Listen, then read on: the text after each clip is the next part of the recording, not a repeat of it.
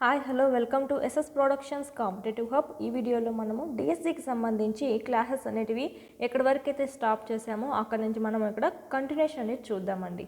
మనకి ఇక్కడ 6th 7th అనేది న్యూ టెక్స్ట్ బుక్స్ మారిన విషయం అందరికీ తెలిసిందే. 2023కు సంబంధించి చూసినట్టయితే ఓన్లీ సైన్స్, ఇంగ్లీష్, మ్యాథ్స్ అనేది మారడం జరిగింది.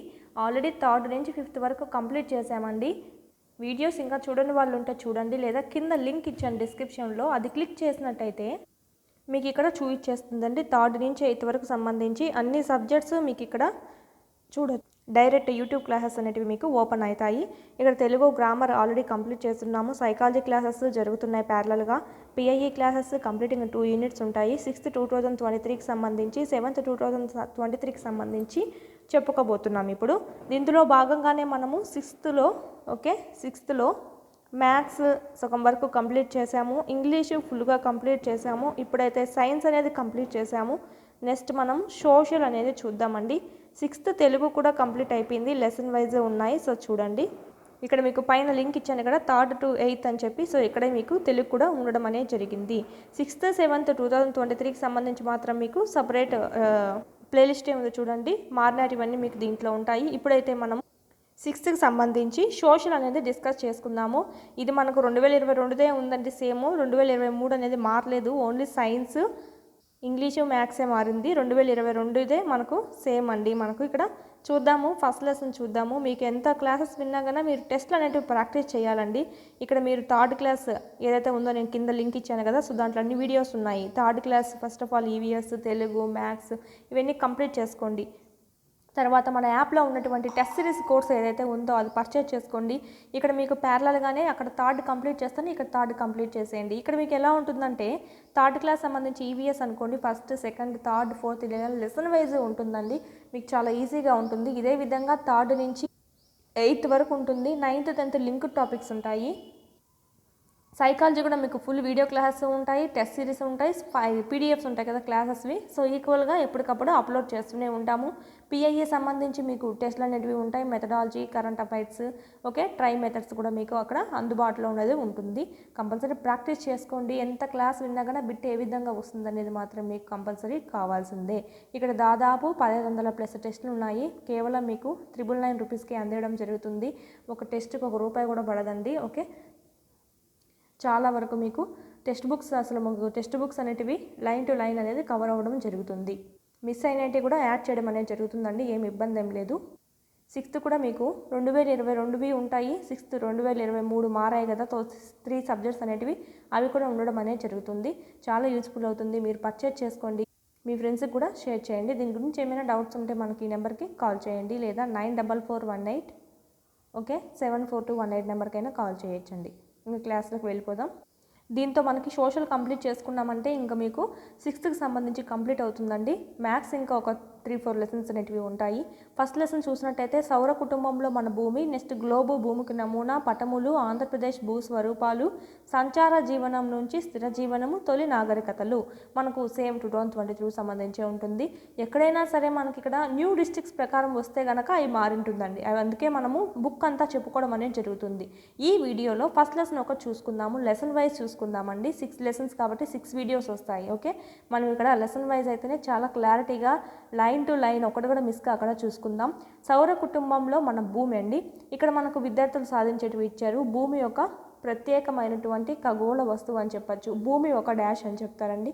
ఖగోళ వస్తువా లేక ఉపగ్రహమా, సో ఇలాగ మనకు ఇవ్వడం అనేది జరుగుతుంది. ఓకే, ఇక్కడ మనకు చూసినట్టయితే డయాగ్రామ్ మనకు సూర్యుడు ఉంటారు. మనకి ఇంకా తెలిసిందే కదా అండి, 8 ప్లానెట్స్ అనేటివి ఉన్నాయి. మనకు 9th ప్లానెట్ అయినటువంటి ప్లూటోను తొలగించడం జరిగింది. 8 ప్లానెట్స్ ఏవైతే ఉన్నాయో చూద్దాం మనం ఆర్డర్లో. బుధుడు, శుక్రుడు, భూమి, అంగారకుడు, బృహస్పతి, శని, యురానస్, నెప్ట్యూన్ అండి. ఇక్కడ మనకు ఇంగ్లీష్లో కూడా చూసుకుందాం. ఇంగ్లీష్ మీడియం కూడా ఉంటారు చాలామంది. Mercury, Venus, Earth, Mars, Jupiter, Saturn, Uranus, Neptune. ఇక్కడ సైజు కూడా చూడండి, అతి పెద్దది ఏదంటే మనకు జూపిటరు. మనకు డయాగ్రామ్ కూడా కొంచెం చూస్తే మనకు బాగా అర్థమయ్యే విధంగా ఉంటుంది. ఖగోళ వస్తువులు అండి. ఖగోళ వస్తువుల్లో చూసుకున్నట్టయితే మనకు ఏమేమి ఉంటాయి ఖగోళ వస్తువుల్లో అంటే మనకు సూర్యుడు ఉంటారు, ఇప్పుడే చెప్పుకున్నాము. గ్రహాలు ఉంటాయి, ఉపగ్రహాలు ఉంటాయి, గ్రహ శకలాలండి. గ్రహ శకలాలు అంటే ఏంటివంటే యాస్ట్రాయిడ్స్ అండి. ఓకే, ఉల్కలు, మెట్రోరాయిడ్స్, తోక చుక్కలు కామెట్స్ అండి. ఇక్కడ గ్రహాల్లో చూసుకున్నట్టయితే భూమి అనేది కూడా మనకు ఈ 8 గ్రహాల్లో మెయిన్ ఇంపార్టెంట్గా భూమి గురించి చూసుకుంటాం. ఉపగ్రహాల్లో మెయిన్గా చంద్రుడి గురించి చూసుకోవడం జరుగుతుంది. నెక్స్ట్ ఇదంతా మనకు సూర్యుడు, గ్రహాలు ఉంటాయి, ఉపగ్రహాలు ఉంటాయి, యాస్ట్రాయిడ్స్ ఉంటాయండి, ఉల్కలు ఉంటాయి. సో ఇవన్నీ మనకు చూసినట్టయితే ఇదంతా ఉంది కదా. సో దీన్నంతా ఏమంటామంటే మనము సౌర కుటుంబం అని అంటామండి. సౌర కుటుంబం అంటాం. సోలార్ సిస్టమ్ అని అంటామండి. ఈ సోలార్ సిస్టమ్ కూడా మళ్ళీ ఎందులో ఉంది అంటే పాలపుంత లేదా గెలాక్సీ అండి. మిల్కీవే లేదా గెలాక్సీ అని అంటాము. ఈ పాలపుంతలోనే మనకు సౌర కుటుంబం ఉంది. సౌర కుటుంబంలోనే ఈ సూర్యుడు, గ్రహాలు, ఉపగ్రహాలు, ఈ యాస్ట్రాయిడ్స్, ఉల్కలు, తోకచుక్కలు అనేటివి ఉన్నాయి. ఈ పాలపుంత గెలాక్సీ అనేది ఏంటంటే విశ్వంలో ఒకటండి. అంటే మనకి ఇక్కడ చూసినట్టయితే విశ్వంలోనే గెలాక్సీ అనేది ఒకటి ఉంటుంది. ఇలాగే మనం ఉండేది గెలాక్సీ అంటున్నాము, మిగతా వేరేటి కూడా ఉండడం అనేది జరుగుతుంది. ఈ గెలాక్సీలోనే ఈ పాలపుంతలోనే సౌర కుటుంబం అనేది ఉంటుంది, సోలార్ సిస్టము. ఆ సోలార్ సిస్టంలోనే సూర్యుడు, గ్రహాలు, ఉపగ్రహాలు ఇవన్నీ ఉండడం జరుగుతుంది. అంటే ఆర్డర్ అంటే కింద నుంచి చూసుకోవచ్చు. ఓకే, విశ్వము. ఓకే, విశ్వంలో పాలపుంత గెలాక్సీ అనేది ఉంటుంది, రెండు ఒకటే. గెలాక్సీలో సౌర కుటుంబం ఉంటుంది. ఆ సౌర కుటుంబంలో సూర్యుడు, గ్రహాలు, ఉపగ్రహాలు ఇవన్నీ ఉంటాయి. ఈ గ్రహాల్లో చూసుకున్నట్లయితే భూమిలోనూ మనము జీవిస్తున్నామండి. ఇది మనకు ఆర్డర్ సంబంధించి కూడా అడుగుతారండి. ఆర్డర్ అనేది జంబ్లింగ్గా ఇచ్చి సరైన క్రమంలో అమర్చండి అని ఇస్తారు. Okay, most important. ఇదంతా మనకు అవసరం లేదు, నేను ఆల్రెడీ మీకు చదివేసి మీకు ఏదైతే బిట్ రూపంలో వస్తుందో అవి మాత్రమే మీకు ఎక్స్ప్లెయిన్ చేయడం జరుగుతుంది. మీరు చదివినా కూడా ఓకే, అవి బిట్స్ రావండి. అంటే ఒక రకంగా చెప్పాలంటే ఎక్స్ట్రా మ్యాటర్. సో నేను ఇక్కడ మీకు టైం వేస్ట్ కాకుండా చెప్పేస్తాను చూడండి. పగటి పూట మనం చంద్రుడిని ప్రకాశవంతమైన చిన్న వస్తువులను ఎందుకు చూడలేమని మీరు ఆశ్చర్యం కలగడం లేదా? అంటే మీకు ఇక్కడ చూసినట్టయితే క్వశ్చనింగ్ రూపంలో ఉంటుంది. క్వశ్చన్ ఏమిస్తారంటే పగటి పూట మనం చంద్రుడిని ప్రకాశవంతమైనటువంటి ఆ చిన్న వస్తువుల్ని చూడలేకపోవడానికి కారణం ఏమిటి క్రింది వాణిలో అని అడుగుతారు. ఆప్షన్స్ ఇస్తారు. ఏమని మనకు రైట్ ఆన్సర్ చూసుకున్నట్టయితే సూర్యుడు అనేవాడు ప్రకాశంగా ఉంటాడు కదా. సో అలా ఆ వెలుతురికి మనం పగలు అనేటివి వాటిని చూడలేమండి. పగలు కూడా అక్కడే ఉంటాయి, కానీ సూర్యుడి నుంచి వచ్చేటువంటి ఆ ప్రకాశవంతమైన కాంతికి పగలు కనిపించకుండా ఉంటాయి, రాత్రి మాత్రమే మనకు కనిపిస్తాయి. ఇది మెయిన్ కారణము.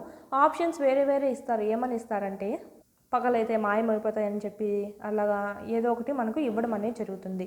లేకుంటే సూర్యుడి చుట్టూ భూమి తిరగడం వల్ల మనకు కనిపించకుండా పోతుందని ఈ విధంగా మనకు ఆప్షన్స్ అనేటివి ఇస్తారు.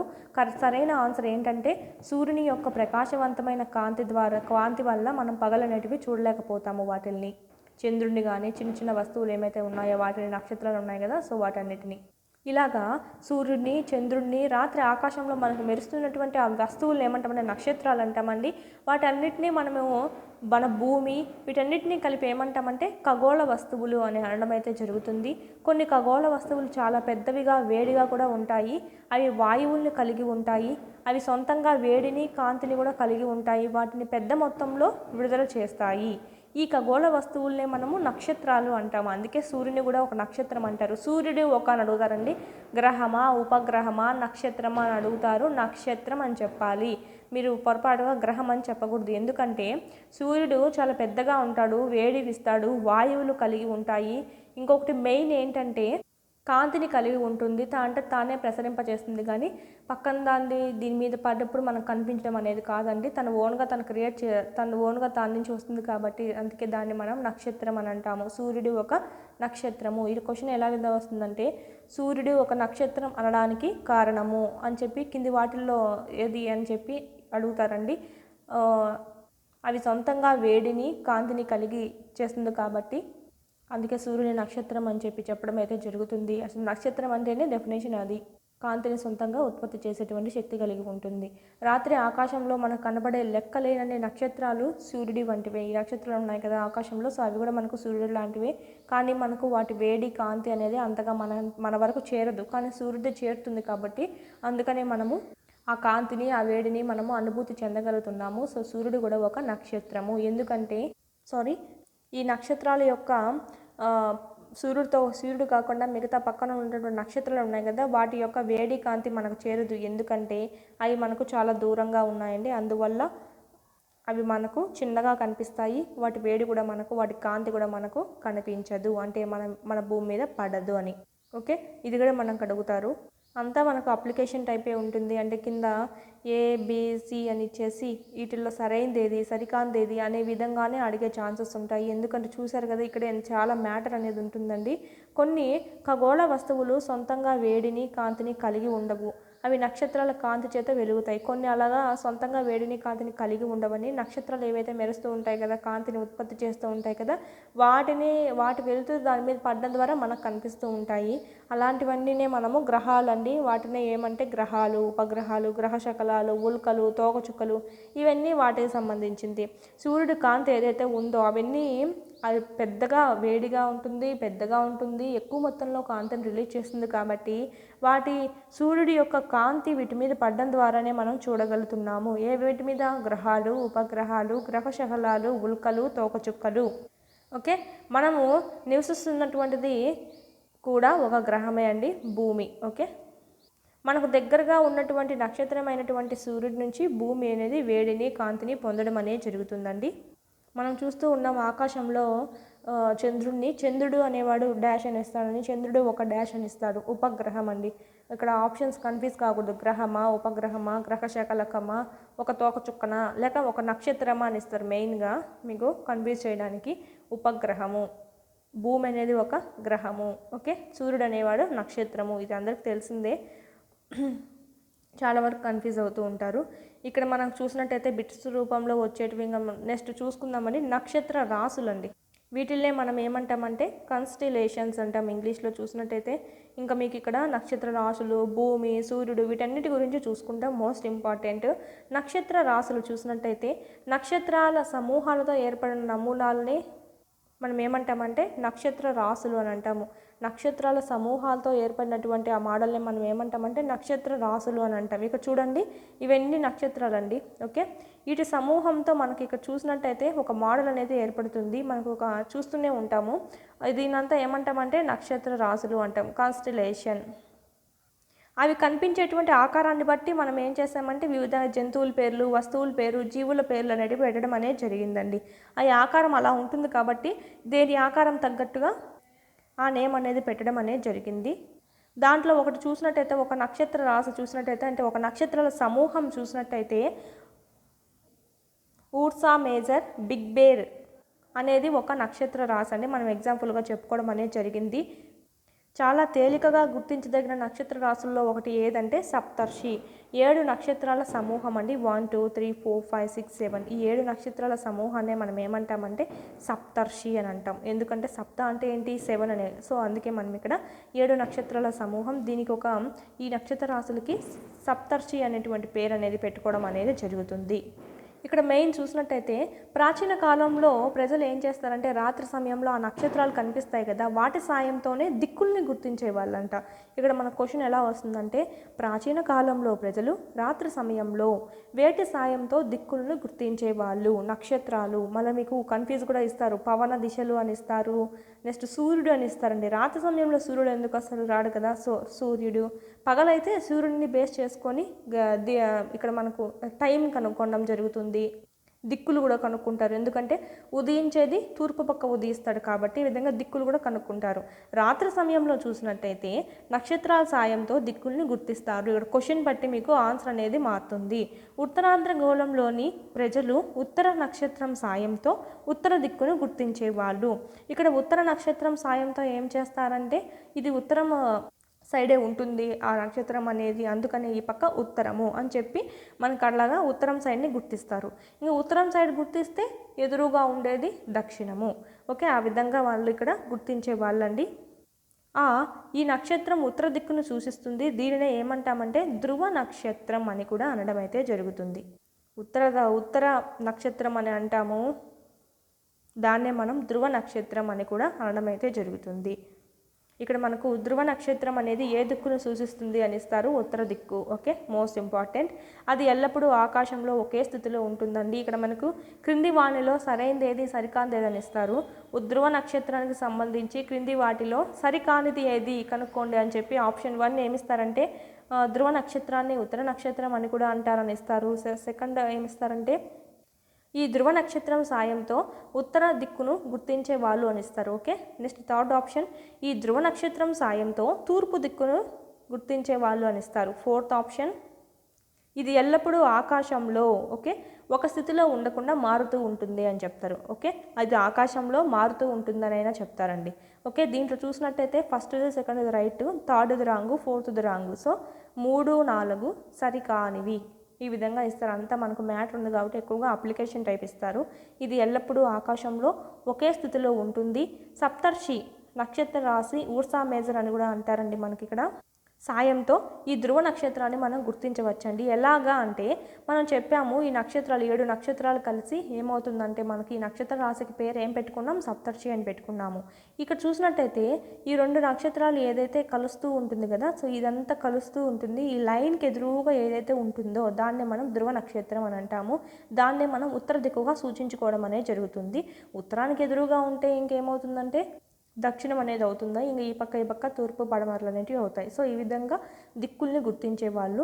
ఇక్కడ చూసినట్టయితే మనకు సప్తర్షి నక్షత్ర రాశి ద్వారా ధ్రువ నక్షత్రాన్ని ఈజీగా గుర్తించడం అనేది జరుగుతుందండి. సప్తర్షి అనేది ఎన్ని నక్షత్రాల సమూహం అంటే 7. ఓకే, ఇది సిల్లీగా మన చిన్న క్వశ్చన్ అడగరు కానీ సో చూసినట్టయితే మోస్ట్ అది కూడా ఇంపార్టెంట్ చూసుకోవాలి. సౌర కుటుంబం నెక్స్ట్ సోలార్ సిస్టమ్ అండి. సోలార్ సిస్టమ్ మనకి ఇంకా ఇదంతా ఎక్సెస్ మ్యాటర్ అవసరం లేదు. సూర్యుడు 8 గ్రహాలు, ఉపగ్రహాలు, గ్రహ శకలాలు, ఉల్కలు అని పిలువబడే కొన్ని ఖగోళ వస్తువులనే సౌర వ్యవస్థను ఏర్పరుస్తాయి. చెప్పాను కదా సోలార్ సిస్టమ్. ఖగోళ వస్తువులు అన్నీ కలిసి మనకు సౌర వ్యవస్థని ఏర్పరుస్తాయి. ఈ సౌర వ్యవస్థ మొత్తం ఇంకా చాలా వరకు ఉంటాయి. సోలార్ సిస్టమ్స్ అనేటివి గ్యాలాక్సీలో ఒక భాగంగా చెప్తాము. ఈ గెలాక్సీ అనేది కూడా మనకు విశ్వంలో ఒక భాగంగా చెప్తాము. విశ్వంలో గెలాక్సీ ఉంటుంది. గెలాక్సీలో ఒకటి సౌర కుటుంబం. ఆ సౌర కుటుంబంలోనే మనము ఉన్నాము. ఖగోళ వస్తువుల్లో భాగంగా గ్రహాల్లో మనం ఉండడం అనేది జరుగుతుంది. సో ఇక్కడ చూసినట్టయితే సూర్యుడి యజమానిగా ఉన్న దీన్ని మనం సౌర కుటుంబం అని పిలుస్తున్నామండి. నెక్స్ట్ మనం చూద్దాం ఇంకా సూర్యుడు గురించి 8 గ్రహాల గురించి చూసుకున్నట్టయితే ఫస్ట్ మనకి సూర్యుడు సన్ అండి. సూర్యుడు సౌర కుటుంబం మధ్యలో ఉంటాడు. ఓకే, ఇది చాలా పెద్దది, వేడి వాయువులతో కూడుకొని ఉంటుంది. ఇది సౌర కుటుంబాన్ని ఒక క్రమంలో బంధించి ఉండగలిగే అయస్కాంత శక్తిని అందిస్తుంది. మోస్ట్ ఇంపార్టెంట్, సౌర కుటుంబాన్ని ఒక క్రమంలో బంధించి ఉంచగలిగేటువంటి అయస్కాంత శక్తిని కలిగి ఉంటాడండి సూర్యుడు. అంటే ఏమనంటే తన వైపు లాగగల శక్తినే ఏమంటామంటే అయస్కాంత శక్తి అంటాం. అందుకే అయస్కాంతం చూసినట్టయితే మ్యాగ్నెట్ ఒకదాన్ని ఒకటి ఆకర్షిస్తూ ఉంటుంది. సూర్యుడికి కూడా మనకి ఇక్కడ అయస్కాంత శక్తి ఉంటుంది. సో అందువల్లనే మనం ఇక్కడ చుట్టూరు గ్రహాలు ఉన్నాయి కదా, ఒక కక్షను ఏర్పరచుకొని ఆ కక్షలోనే తిరుగుతూ ఉంటాయి పక్కకు పోకుండా. సౌర కుటుంబంలో ప్రతి సభ్యుడు సూర్యుని చుట్టూ తిరుగుతూ ఉంటాడు. సౌర కుటుంబానికి అవసరమైనటువంటి వేడి కాంతిని సూర్యుడు అనేవాడు అందిస్తూ ఉంటాడండి. సూర్యుడు ఉపరితలం పైన దాదాపు ఎంత సెల్సియస్ ఉష్ణోగ్రత ఉంటుంది డాష్ బిట్ అండి. ఇది మనకు 6000 సెల్సియస్, 7000 సెల్సియస్, 4000 సెల్సియస్, 5500 సెల్సియస్ అండి. Option 1 is the right answer. 6000 Celsius ఉష్ణోగ్రత అనేది ఉంటుంది. కానీ మనకు అంత వేడి ఉన్నా కూడా చూసినట్టయితే ఆ విపరీతమైనటువంటి వేడి మనకు అంతగా కనిపించదు. దానికి కారణం ఏంటంటే అది మనకు దూరంగా ఉండడము. ఇది కూడా అడుగుతాడు.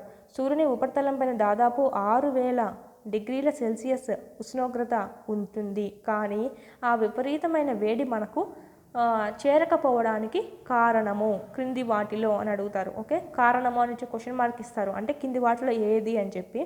ఇక్కడ చూసినట్టయితే ఒక ఆప్షన్గా అది మనకు దూరంగా ఉండడము, అది మనకు దగ్గరగా ఉండడము, మన భూమి తిరుగుతూ ఉంటుంది కాబట్టి సూర్యుని చుట్టూ, సో అందుకు మనకు తగలదు వేడిగా అంతగా అని చెప్పి కూడా ఆప్షన్ ఇచ్చే అవకాశం ఉంటుంది. అన్ని కన్ఫ్యూజ్ చేసే ఆప్షన్స్ ఇస్తాడు. ఓకే, ఆప్షన్ ఏంటంటే అది మనకు దూరంగా ఉంటుంది కాబట్టి ఆ విపరీతమైనటువంటి వేడి మనకు అంతగా అనిపించదు. ఇక్కడ ఇంకొకటి ఏంటంటే చిన్న బిట్స్ ఏంటివంటే డైరెక్ట్ బిట్స్ ఇవన్నీ మనకు. ఇదొక బిట్టు. భూమి నుంచి సూర్యుడు సుమారుగా ఎన్ని కిలోమీటర్ల దూరంలో ఉంటాడంటే 15 కోట్ల కిలోమీటర్ల దూరంలో ఉంటాడండి. ఇది కూడా మనకు ఒక బిట్. నెక్స్ట్ కూడా ఇంకొకటి చూడండి, సూర్యునిలో మొత్తము ఎన్ని లక్షల భూములు ఇమిడిపోగలవు అంటే 13 లక్షల భూములు ఇమిడిపోగలవు. ఓకే, మనం కన్ఫ్యూజ్ చేయడానికి 15 లక్షలు కూడా ఇస్తాడు. ఓకే, 13 లక్షలు అనేది రైట్ ఆన్సర్. 15 కోట్ల కిలోమీటర్లు ఏంటంటే రెండింటి మధ్య దూరము. ఓకే, మనకి ఇక్కడ కన్ఫ్యూజ్ కాకూడదు. నెక్స్ట్ ఏంటివంటే ప్లానెట్స్ అండి, గ్రహాలు. మన సౌర కుటుంబంలో ఇప్పుడైతే మనకు 8 గ్రహాలు అనేటివి ఉన్నాయి. ఇక్కడ చూసినట్టయితే దూరాన్ని బట్టి వాటి యొక్క క్రమం చూసినట్టయితే బుధుడు, శుక్రుడు, భూమి, అంగారకుడు, బృహస్పతినే మనం గురుడు అని కూడా అంటాము, శని, ఇంద్రుడు, వరుణుడు. మనకి ఇంగ్లీష్లో చూసినట్టయితే Mercury, Venus, Earth, Mars, Jupiter, Saturn, Uranus, Neptune. సౌర కుటుంబంలో 8 గ్రహాలు సూర్యుని చుట్టూ ఏం చేస్తాయంటే స్థిర మార్గాల్లో తిరుగుతూ ఉంటాయి. ఈ మార్గాలు పొడవుగా ఉంటాయండి. ఆ పొడవుల్ని ఏమంటామంటే వాటిల్నే మనం కక్ష్యలు అని అంటాము. సూర్యుడి చుట్టూ చూసినట్టయితే మార్గాలు ఉంటాయి, స్థిరంలా ఉంటాయి. ఇవి కూడా మనకి ఎప్పుడు మారుతూ ఉండడం అనేది జరగదు, ఒక స్థిరంగా ఉంటాయి, చాలా పొడవుగా ఉంటాయి ఈ మార్గాలు. సో వీటిల్నే మనం ఏమంటామంటే కక్ష్యలు అని అంటాము. దీన్నే మనం ఇంగ్లీష్లో ఆర్బిట్స్ అని అంటామండి, ఆర్బిట్స్. సూర్యునికి దగ్గరగా ఉన్నటువంటి 4 గ్రహాలనే అంతరగ్రహాలు అంటాం, ఇన్నర్ ప్లానెట్స్ అంటాము.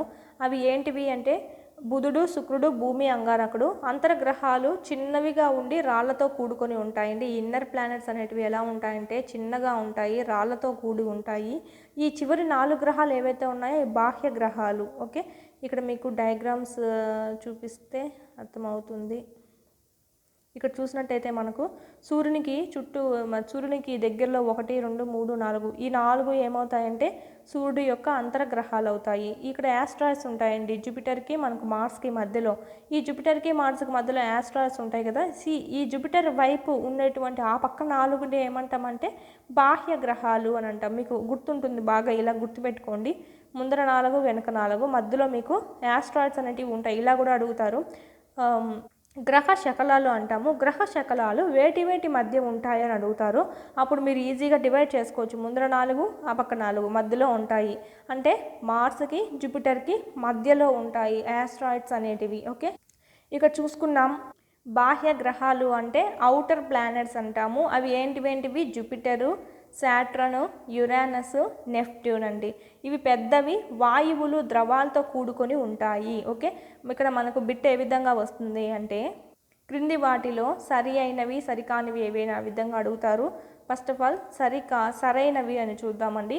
సూర్యునికి దగ్గరగా ఉన్న 4 గ్రహాలనే బాహ్య గ్రహాలు అంటారని ఇస్తారు. చివరి 4 గ్రహాలనే అంతర్గ్రహాలు అని అంటారని ఇస్తారండి.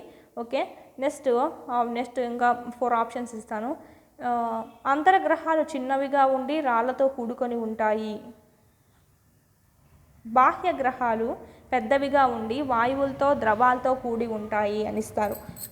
ఇక్కడ చూసినట్టయితే option 1, 2 wrong answers, option 3, 4 right answers అండి. లేదంటే ఇవైనా మీకు జంబ్లింగ్ చేసిస్తాడు. అంతర్గ్రహాలు పెద్దవిగా వాయువులు ద్రవాలతో కూడి ఉంటుంది అని. So wrong answer. అంతర్గ్రహాలు చిన్నవిగా ఉండి రాళ్లతో కూడి ఉంటాయి. బాహ్య గ్రహాలు పెద్దవిగా ఉండి వాయువులు ద్రవాలతో కూడుకొని ఉంటుంది. సూర్యునికి దగ్గరగా ఉన్నటువంటి గ్రహం ఏదంటే బుధుడు అండి. మనకు ఆబ్వియస్లీ చూస్తే తెలుస్తుంది. దగ్గరగా ఉండేది ఎవరంటే బుధుడు ఉంటారు, మెర్క్యూరీ. దూరంగా ఉండేది ఎవరంటే నెప్ట్యూన్ ఉంటాడండి. ఓకే, వరుణుడు. శుక్రుడినే ఏమంటామంటే భూమికి కవల గ్రహం అంటామండి, ఎర్త్ ట్విన్గా పరిగణిస్తాము. ఎందుకంటే దాని పరిమాణము, ఆకారము భూమిని పోలి ఉంటుంది, చాలా దగ్గర పోలిక అనేది ఉంటుంది. ఇంకా దగ్గర పోలిక ఉన్నవాడిని ఏమంటాము, ట్విన్స్ అని అంటాం కదా. సో ఆ విధంగానే కవలలు అని అంటాం కదా. సో అందుకే ఎర్త్ ట్విన్ అని అంటామండి. దేన్నంటే శుక్రుడిని. గ్రహాలలో పెద్దది ఏదంటే పరిమాణంలో బృహస్పతి, చిన్నది ఎవరంటే బుధుడు. ఇక్కడ మనకు పిల్లవాళ్ళకి ఇచ్చారు. సూర్యుడి నుంచి ఇంగ్లీష్ గ్రహాల పేర్లు క్రమవరుసలో గుర్తుపెట్టుకోవడానికి ఒకటి ఇచ్చారు. Mercury, Venus, Earth, Mars, Jupiter, okay, Saturn, Uranus, Neptune అని చెప్పి my very educated mother just served us noodles అని.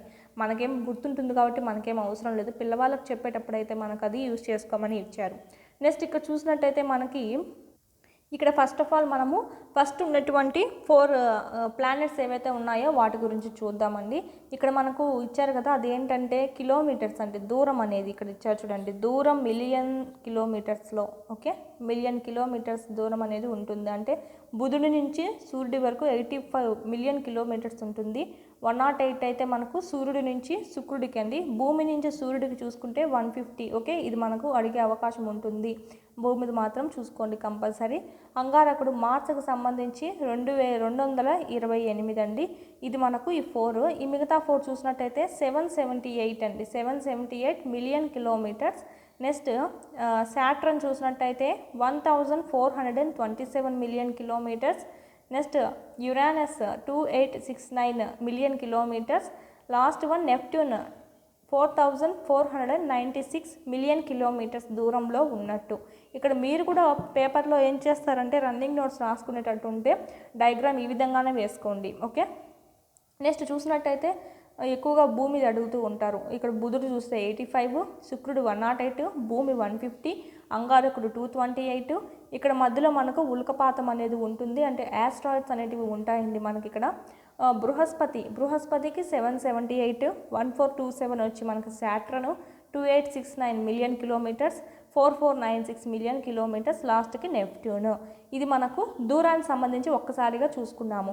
ఇలాగే డయాగ్రామ్ ఇంకొక కింద వేసుకోండి. ఏమని వేసుకుంటారంటే నెక్స్ట్ ఇక్కడ తిరగడానికి పట్టు కాలం అనేది ఇచ్చారు. తన చుట్టూ తాను తిరగడానికి పట్టేటువంటి కాలము అంటే భూమినే కాదు గ్రహం యొక్క పరిభ్రమణ కాలము, గ్రహం యొక్క భ్రమణ కాలము. పరిభ్రమణం అంటే ఏంటంటే సూర్యుని చుట్టూ తిరుగుతుంది కదా, సో దాన్ని మనం భూ పరిభ్రమణ కాలం అంటాము, అంటే భూమి వరకు చూసుకుంటే. అదేవిధంగా భూమి తన చుట్టూ తాను తిరిగేటప్పుడు ఏమంటామంటే భూభ్రమణ కాలము అని అంటాము. ఈ విధంగానే మీరు కూడా డయాగ్రామ్ ఇంకోటి వేసుకోండి. ఇదంతా దూరాలకు సంబంధించి నెంబరింగ్ ఆర్డర్ రాసుకున్నారు కదా, అదేవిధంగా ఈడగడ మీరు ఇట్లా గ్రహాలు పెట్టుకోండి. ఇక్కడ భూమి సూర్యుని చుట్టూ తిరగడానికి పట్టే కాలం ఏంటి, 88 డేస్. కాబట్టి ఇక్కడ మనకు మెర్క్యూరీ కాడ బుధుడు అండి, మెర్క్యూరీ కాడ 88 డేస్ అని పెట్టుకోండి. కింది పక్క అయితే 59 పెట్టుకోండి. పైన పక్క అంతా ఏమవుతుందంటే సూర్యుడు చుట్టూ తిరిగే కాలాన్ని సూచిస్తుంది అని చెప్పి అర్థంగా కింది వైపు పెట్టుకోండి నెంబర్. కింది వైపు ఉన్నటువంటి నెంబర్ ఏమవుతుందంటే భూమినే కాదు తన చుట్టూ తాను తిరగడానికి పట్టేటువంటి కాలాన్ని కింది వైపు రాసుకుంటున్నాము. ఓకే, నెక్స్ట్ సెకండ్ అది శుక్రుడు చూసినట్టయితే సూర్యుని చుట్టూ తిరగడానికి 255 రోజులు పడుతుంది. తన చుట్టూ తాను తిరుగుకోవడానికి 243 పడుతుంది. భూమి మెయిన్ ఇంపార్టెంట్, భూమి చూసుకోండి. మన ఎర్త్కి సంబంధించి ఏది వచ్చినా మనకి ఇంపార్టెంటే. 365 1/4 డే. ఓకే, ఇది మనకు సూర్యుని చుట్టూ తిరగడానికి పట్టే కాలము. తన చుట్టూ తాను తిరుగుకోవడానికైతే 1 డే. ఓకే, 1 డే మనకి ఇక్కడ ఇవ్వడం అనేది 1 డే ఇచ్చారు కాబట్టి సో 1 డే తీసుకోండి. ఉపగ్రహాల సంఖ్య ఎంత ఉందంటే మనకు ఒకడు, అది కూడా ఎవరంటే చంద్రుడు. ఉపగ్రహాలు అంటే ఎవరండి, ఇక్కడ భూమి అనేవాడు ఇక్కడ ఉంటే భూమి చుట్టూ తిరుగుతూ ఉంటుంది ఒకటి, దాన్ని మనము ఉపగ్రహము అంటాం. గ్రహం చుట్టూ తిరిగే వాటిల్లో మనము ఉపగ్రహము అని అంటాము. చూడండి ఇక్కడ మనకు ఉండేది ఒకడు చంద్రుడు. ఓకే, ఇది కూడా ఇంపార్టెంట్. అంగారకుడు చూసినట్టయితే తన చుట్టూ తాను తిరగడానికి సూర్యుని చుట్టూ తిరగడానికి చూసినట్టయితే అంగారకుడు 687 డేస్ అయితే సూర్యుని చుట్టూ తిరగడానికి, తన చుట్టూ తాను తిరగడానికి సేమ్ అండి 1 డే. మార్స్ దీనికి మనం చూసినట్టయితే మార్స్కి మన భూమికి ఈక్వల్ అని చెప్పచ్చు. దీని పరంగా ఉపగ్రహాల సంఖ్య ఎంత అంటే 2 మార్స్కి. నెక్స్ట్ జూపిటర్ చూసుకున్నట్టయితే సూర్యుని చుట్టూ తిరగడానికి పట్టేటువంటి కాలం ఏంటంటే దాదాపు 12 సంవత్సరాలు అనేటివి పడుతుంది. ఇక్కడ 11 years 11 months అని చెప్పి 11 years 11 months ఇచ్చారు, దాదాపు 12 సంవత్సరాలు అని చెప్పి. జూపిటర్కి చూసినట్టయితే పై పక్క మనము 11 years 11 months అని రాసుకుంటాం. కింది పక్క అంటే తన చుట్టూ తాను తిరగడానికైతే 9 hours 56 minutes అనేటివి పడుతుంది. దీని యొక్క ఉపగ్రహాల సంఖ్య 79 అండి జూపిటర్కి. నెక్స్ట్ శనికి చూసినట్టయితే మనకు 29 అనేటివి శని పరిభ్రమణ కాలం అని చెప్పచ్చు. శని యొక్క భ్రమణ కాలం ఎంతంటే 10 hours 40 minutes. దీని యొక్క ఉపగ్రహాల సంఖ్య చూసినట్టయితే ఉపగ్రహాలు 82 ఉన్నాయండి. ఈ 82 మనకు ధృవీకరించబడినటువంటి 53, గుర్తించబడినవి ఎన్ని అంటే 29.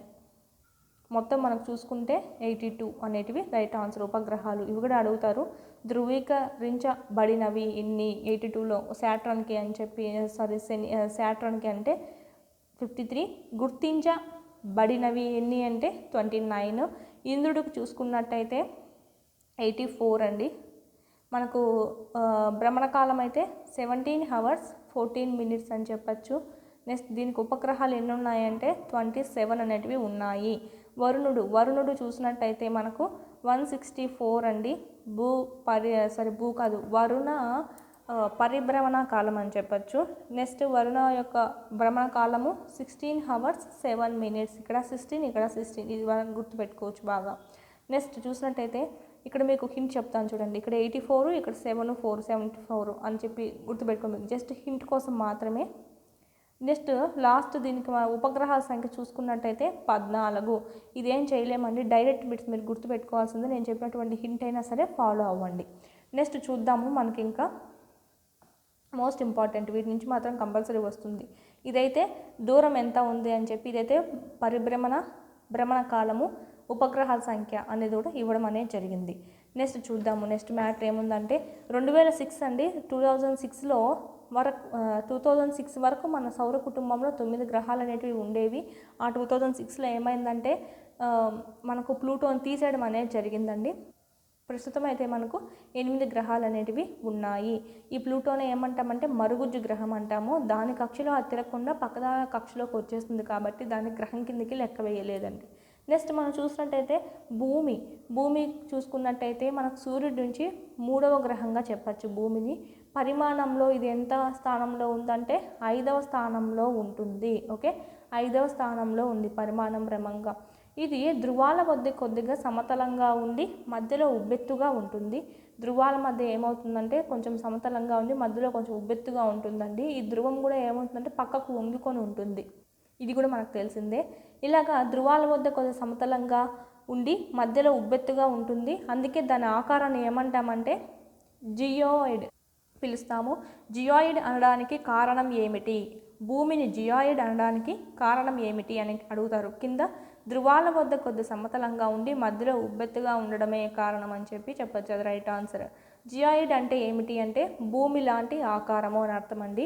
భూమి యొక్క ఏకైక సహజ ఉపగ్రహం ఎవరు అంటే చంద్రుడు, మనకు తెలిసిందే. బాహ్య అంతరిక్షం నుంచి భూమి నీలం రంగులో కనిపిస్తుంది. మనం ఇక్కడ పైన అంతరిక్షంలో చూసినట్టయితే అంతరిక్షం నుంచి చూసినట్టయితే భూమి నీలంగా కనిపిస్తారు. ఎందుకంటే 3/2 ఉపరితలం అనేది నీళ్ళతోనే కప్పబడి ఉంటుంది కాబట్టి ఇక్కడ అంతా మనకు నీలి రంగులో కనిపించడం అనేది జరుగుతుంది. 3/2 అంటే చూసినట్టయితే మనకి ఇక్కడ ఇట్లా 3 పార్ట్లు చేసుకుంటే 3 పార్ట్లలో 2 పార్ట్లు అంతా మనకు వాటరే ఉంటుంది అని చెప్పి అర్థము. ఓకే, నెక్స్ట్ అందుకే దీన్ని ఏమంటామంటే నీలి గ్రహం అంటాం. నీల రంగులో కనిపిస్తుంది కాబట్టి దీన్ని మనము నీలి గ్రహం అని అనడం అయితే జరుగుతుంది. ఇక్కడ మన క్వశ్చన్ ఏ విధంగా అడుగుతారంటే భూమిని నీలి గ్రహం అనడానికి కారణం ఏమిటి అని అంటారు. 3/2 ఉపరితలం అనేది నీటితో కప్పి ఉంటుంది కాబట్టి నీలి గ్రహం అంటారు. ఇది మనకు రీజన్. నెక్స్ట్ జీవులు జీవించడానికి అత్యంత అనుకూలమైనటువంటి గ్రహం ఏదంటే మన భూమేనండి. 4 ప్రధాన ఆవరణాలు అనేటివి ఉంటాయి. ఏంటివంటే శిలావరణం, జలావరణం, వాతావరణం. ఈ మూడింటిని కలిపి మనము జీవావరణం అనేది అనడం అయితే జరుగుతుంది. చూడండి కింద మొదటి 3 ఆవరణాలతో పాటు తగిన వాతావరణం కలిసి భూమిపై జీవులు జీవించడానికి సాధ్యం చేస్తాయి కాబట్టి దాన్ని మనం ఏమంటామంటే జీవావరణం అంటాం, 4వ దాన్ని. ఇప్పుడు ఒక్కొక్క ఆవరణం గురించి తెలుసుకుందాం. ఇక్కడ మనకి ఇచ్చారు చూడండి. ఇక్కడ చూసినట్టయితే శిలావరణం అంటే ఏంటంటే రాళ్ళు మట్టి అంతా ఉంటుంది కదా మన భూమి పైన, అదంతా మనకు శిలావరణం అంటాము. జలావరణం అంటే మన భూమి పైన ఉండేటువంటి నీటికి సంబంధించి ఉంటాయి కదా, అదంతా మనకు సముద్రాలు, మహాసముద్రాలు, సరస్సులు, నదులు, వీటన్నిటిని మనం జలావరణం అని అంటాము. నెక్స్ట్ 3వది వాతావరణం అండి. భూమికి నీటి పైన చూసినట్టయితే ఇంకొంచెం అంతా మనకు వాయువులు నిండి అనేది ఉంటుంది. ఈ వాయువులు అన్నీ నిండి ఉండేటువంటి దాన్ని ఏమంటామంటే ఆవరణాన్ని వాతావరణం అని అంటాము. నెక్స్ట్ లాస్ట్ మనకు జీవావరణము. వీటన్నిటినీ యూజ్ చేసుకొని మనం జీవిస్తూ ఉన్నాం కాబట్టి 3 ఆవరణాలతో పాటు తగిన వాతావరణం కలిసి మనం జీవిస్తూ ఉన్నాము, జీవించడానికి సాధ్యం అవుతుంది కాబట్టి జీవావరణం అని చెప్పి అంటాం. లాస్ట్ 4th దాన్ని ఇక్కడ మనం చూసుకుంటే ఒక బిట్ అండి. కాంతి సెకనుకు ఎన్ని కిలోమీటర్ల వేగంతో ప్రయాణిస్తుంది అని అడుగుతారు. 3 లక్షల కిలోమీటర్ల వేగంతో ప్రయాణిస్తుంది. ఈ వేగంతో ప్రయాణించినప్పటికీ మన సూర్యుడు కాంతి అనేది భూమిని చేరడానికి ఎన్ని నిమిషాలు పడుతుంది అంటే 8 మినిట్స్ పడుతుందండి. 8 మినిట్స్. కాంతి సెకనుకి 3 లక్షల కిలోమీటర్ల వేగంతో ప్రయాణిస్తుంది. సూర్యుడి నుంచి కాంతి మన భూమి మీదకి చేరడానికైతే 8 మినిట్స్ టైం అనేది పడుతుంది. నెక్స్ట్ ఇంకా ఆవరణాలు చూద్దాము. శిలావరణం అంటే ఏంటంటే మనం నివసించేటువంటి భూమిని అంతా మనము శిలావరణం అంటాము. రాళ్ళు నేలలతో కూడి ఉంటుందండి ఈ భూమి అనేది. దీన్ని ఏమంటామంటే భూమి యొక్క ఘన బాహ్య పొర అని కూడా అంటామండి. భూమి యొక్క ఘన బాహ్య పొర. ఘన అంటే ఏంటి, మొత్తం సాలిడ్ స్టేట్లో ఉండడము. ఈ రాళ్ళు నేల అంతా సాలిడ్ స్టేట్లోనే ఉంటుంది కదా, సో సాలిడ్ స్టేట్ అని ఘన అని అంటాము. బాహ్య పొర అంటే భూమికి బాహ్యంగా ఉంది కాబట్టి పొర అంతా అనేది మనకు ఎత్తుకు చూసుకుంటే, సో ఘన బాహ్య పొర అని అంటామండి. భూమి యొక్క ఘన బాహ్య పొరగా దేన్ని అంటాము? శిలావరణమా, జలావరణమా, వాతావరణమా, జీవావరణమా? ఈ విధంగా వస్తుంది బిట్ అనేది. శిలావరణము ఇస్ ద రైట్ ఆన్సర్. భూమిపై గల జలభాగమైన మహాసముద్రాలు, సముద్రాలు, నదులు, సరస్సులు, పర్వతాలపై గల మంచు పొరలు, చెరువులు, ఇలా ఇన్ని నీళ్ళతో కూడినటువన్నిటిని ఏమంటామంటే మనము జలావరణంగా పిలువబడతాము. వాతావరణం చూసినట్టయితే భూమి చుట్టూ విస్తరించి ఉన్నటువంటి ఆ గాలి పొరనే ఏమంటామంటే వాతావరణము అని అంటామండి. ఇందులో వాయువులు, రకరకాల వాయువులు ఉంటాయి. వాతావరణంలో వివిధ రకాలైన వాయువులు ఉంటాయి. వీటిలో ప్రధాన వాయువులు ఏంటివంటే నత్రజని 78% ఉంటుంది, ఆక్సిజన్ అనేది 21% ఉంటుంది. ఇతర వాయువులు ఏవైతే ఉన్నాయో అవన్నీ కార్బన్ డైఆక్సైడ్ అంట, హైడ్రోజన్ అంట, హీలియం అంట, ఆర్గాన్ అంట, ఓకే, ఓజోన్, ఇవన్నీ మనకు చాలా తక్కువ మొత్తంలో ఉంటుంది. ఈ నత్రజని, ఆక్సిజన్ మాత్రం చూసినట్టయితే నత్రజని 78%, ఆక్సిజన్ 21% అండి. మోస్ట్ ఇంపార్టెంట్, ఇక్కడ వాల్యూస్ అడుగుతారు. ఓకే, టెక్స్ట్ బుక్లో ఏదైతే ఇచ్చారో మనం అదే వాల్యూ రాయాలి. ఓకే, మన వాతావరణంలో నైట్రోజన్ శాతం ఎంత ఉంది అంటే 78% అని ఇస్తాం, రైట్ ఆన్సర్. కన్ఫ్యూజ్ చేయడానికి దగ్గర నెంబర్స్ కూడా ఇవ్వడం అనేది జరుగుతుంది, లేదా 87 ఇస్తారు కన్ఫ్యూజ్ కాకుండా. 78 ఈజ్ ద రైట్ ఆన్సర్. మన వాతావరణంలో ఉండేటువంటి దాంట్లో ఆక్సిజన్ శాతం ఎంత? 21% ఆక్సిజన్ అనేది ఉంటుంది. నెక్స్ట్ లాస్ట్ వన్, జీవావరణము. భూమిపైన, నీటిలో, గాలిలో ఉండే అన్ని రకాల జీవుల్ని కలిపి ఏమంటామంటే జీవావరణము అని అంటామండి. ఇది మొక్కలు, జంతువులు, బ్యాక్టీరియా, ఇతర సూక్ష్మజీవులు, మైక్రో ఆర్గానిజమ్స్ని కలిగి అనేది ఉంటుంది. అంతే కదా, మొక్కలు ఉన్నాయి, జంతువులు ఉన్నాయి, బ్యాక్టీరియాస్ ఉన్నాయి, మానవులు మనము ఉన్నాము, ఎన్నో మైక్రో ఆర్గానిజమ్స్ ఉన్నాయండి. ఈ ఆవరణాల గురించి పైన ఇంకా మరింత నేర్చుకుందామని ఇచ్చారు. ఇంతవరకు అయితే మనకు బ్రీఫ్గా ఇవ్వడం అనేది జరుగుతుంది. నెక్స్ట్ పైన మనకి ఇంకా డెప్త్గా రావడం జరుగుతుంది, హై క్లాసెస్ వెళ్ళే కొద్దీ. నెక్స్ట్ చూసినట్టయితే మనకి ఉపగ్రహాలు, వీటిల్నే మనము శాటిలైట్స్ అంటాము. శాటిలైట్స్, కృత్రిమ ఉపగ్రహాలు కూడా ఉన్నాయి, నెక్స్ట్ నార్మల్ సహజ ఉపగ్రహాలు ఉన్నాయి. సహజ ఉపగ్రహం ఏది అంటే చంద్రుడు అండి. సూర్యుని చుట్టూ గ్రహాలు తిరుగుతున్నట్టే గ్రహాల చుట్టూ కొన్ని ఖగోళ వస్తువులు తిరుగుతూ ఉంటాయి. వాటిల్నే మనం ఏమంటామంటే శాటిలైట్స్ అంటాం, ఉపగ్రహాలు అంటాము. బుధుడు, శుక్ర గ్రహాలకు ఉపగ్రహాలు లేవు, మిగిలిన అన్ని గ్రహాలకు ఉన్నాయి. చెప్పుకున్నాం కదా పైన మనము, బుధుడికి శుక్రుడికి మాత్రం లేవండి. ఇక్కడ చూసుకున్నట్టయితే మనకి బుధుడికి శుక్రుడికి లేవు, కానీ మన భూమికి ఒక ఉపగ్రహం ఉంది, మార్స్కి 2 ఉన్నాయి. ఓకే, నెక్స్ట్ జూపిటర్కి అయితే మనకు 79 ఉన్నాయి, దీనికి మనకి 82 ఉన్నాయి. శనికి అయితే, ఇంద్రుడికైతే మనకు ఉపగ్రహాల సంఖ్య 27, వరుణుడికైతే ఉపగ్రహాల సంఖ్య 14 ఉండడం అనేది జరిగింది. శాటిలైట్స్, వీటిల్నే మనము ఇంగ్లీష్లో శాటిలైట్స్ అంటాము. మోస్ట్ ఇంపార్టెంట్ ఇవి కూడా మనకి. ఓకే, కింది వాణిలో మనకి చెప్తారు. ఇక్కడ మన క్వశ్చన్ ఏ విధంగా వస్తుందంటే, క్రింది వాటిలో ఏ గ్రహాలకి ఉపగ్రహాలు అనేటివి లేవు అని ఇస్తారు. బుధుడు, శుక్రుడునా, లేక బుధుడు భూమి, ఓకే, లేకంటే శుక్రుడు యురానస్ అని ఇస్తాడు, లేకుంటే నెప్ట్యూను శాట్రాన్ అని ఇస్తాడు. ఇక్కడ ఒకటే రైట్ కాకుండా అవసరం లేదు, 2 రైట్ అవ్వాలి. అంటే బుధుడికి శుక్రుడికి ఇద్దరికి లేవు కాబట్టి ఈ first one is the right answer. Next చంద్రుడు 3 అండి. మన భూమికి గల ఏకైక సహజ ఉపగ్రహం ఏది అంటే చంద్రుడు అండి. దీని వ్యాసం భూమి యొక్క వ్యాసంలో ఎన్నవ వంతు ఉంటుంది అంటే 4వ వంతు ఉంటుంది. ఇది కూడా బిట్టే. ఓకే, ఎన్నవ వంతు ఉంటుంది అని అడుగుతారు. ఇది ఇతర ఖగోళ వస్తువుల కంటే మన గ్రహానికి దగ్గరగా ఉండడం వల్ల చాలా పెద్దదిగా కనిపిస్తుంది. ఇక్కడ చూసినట్టయితే చంద్రుడు మనకు చాలా పెద్దదిగా కనిపించడానికి కారణము అని అడుగుతారు. మిగతా ఖగోళ వస్తువుల కంటే మన గ్రహానికి దగ్గరగా ఉండడమా, మిగతా ఖగోళ వస్తువుల కంటే మన గ్రహానికి దూరంగా ఉండడమా, ఓకే, ఇంకా ఎక్సెట్రా ఆప్షన్స్ అనేటివి ఇస్తారండి. చంద్రుడు భూమి నుంచి ఎన్ని కిలోమీటర్ల దూరంలో ఉన్నాడు అంటే 3,84,000 కిలోమీటర్ల దూరంలో ఉన్నాడు. 3,84,000 కిలోమీటర్ల దూరము. Okay, most important. ఇప్పుడు చంద్రుడు మన భూమి చుట్టూ తిరగడానికి 27 రోజుల సమయం పడుతుంది. అలాగే తన చుట్టూ తాను తిరుక్కోవడానికి కూడా చంద్రుడికి 27 రోజులే పడుతుందండి, అదే సమయం పడుతుంది, సేమ్ ఈక్వల్గానే పడుతుంది.